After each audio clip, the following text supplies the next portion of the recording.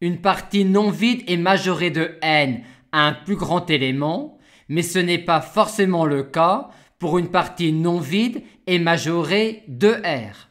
Par contre, une partie non vide est majorée de r aura toujours tout de même ce que l'on appelle une borne supérieure. À savoir que l'ensemble des majorands de A aura un plus petit élément que l'on appelle la borne supérieure de A. Aussi la borne supérieure de A est déjà un majorand de A. Et comment traduire qu'il s'agit du plus petit des majorands?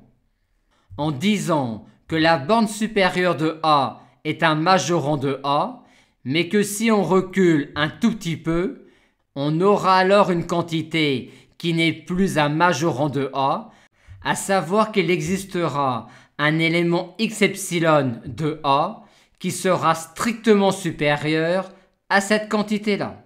Et une autre façon équivalente de dire cela, c'est-à-dire de traduire le fait que la borne supérieure de A est le plus petit des majorands, est de dire qu'il existera une suite xn d'éléments de A qui convergera vers la borne supérieure de A.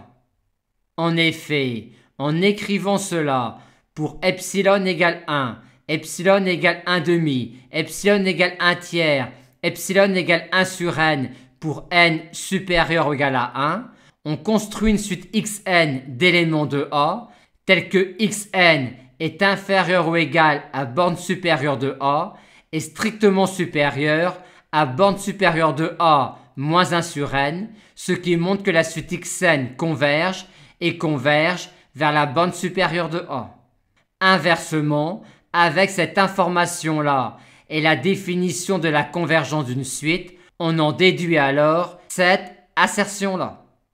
On a alors sous nos yeux une stratégie pour montrer qu'une quantité est la borne supérieure d'une partie non vide et majorée A de R. Étape 1, on commence par montrer que notre quantité est un majorand de A. Étape 2, on montre ensuite qu'il s'agit du plus petit. C'est évident si votre majorand appartient à A. Sinon, on essaye d'exhiber une suite xn d'éléments de A qui convergent vers votre quantité. Ou on essaie alors de montrer que si on recule un tant soit peu par rapport à notre quantité, on peut alors trouver un élément x epsilon de A qui soit strictement supérieur à notre quantité moins epsilon.